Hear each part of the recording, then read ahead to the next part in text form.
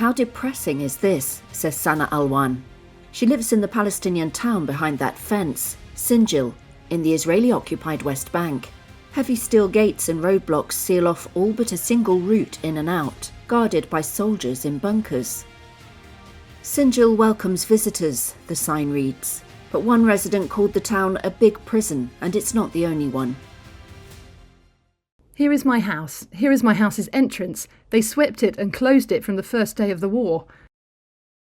It was a minute from here to my house. Now it takes me half an hour.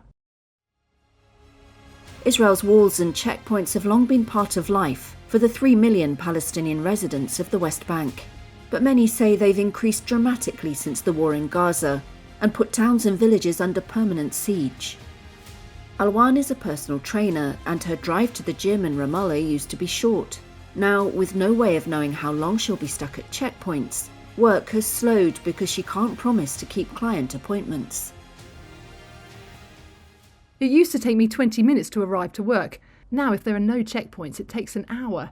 If there are checkpoints, between 2 to 3 hours to arrive, depending on the situation or which checkpoint is open and when. The Israeli military said in a statement it erected the Sinjil barrier to protect the nearby Ramallah-Nablus highway, in light of what it called recurring terror incidents and to prevent stone throwing at a main route. It deemed residents' entry and exit through the single remaining entrance free access to the town. It's not just Sinjil. Further south near Hebron, taxi driver Samer Wazwaz says trips take 4 times as long. Drivers update each other on road closures by WhatsApp.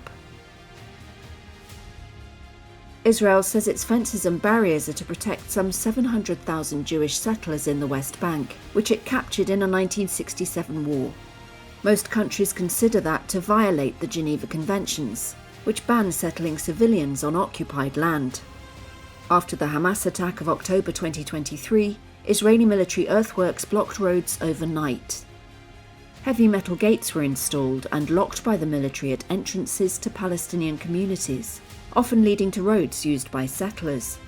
The military established even more permanent checkpoints, and so-called flying or temporary checkpoints appeared more frequently.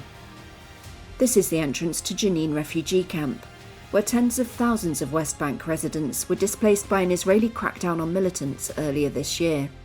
"This will not affect us. Nothing will stop us," says resident Mohammed Khawashin. "Not gates, nothing, as long as we have faith in God and in our homeland."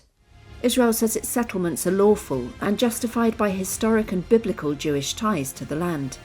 After decades during which Israel paid lip service to the prospect of an independent Palestinian state, Prime Minister Benjamin Netanyahu's far-right government now includes prominent settler activists, and they openly proclaim their aim to annex the entire West Bank.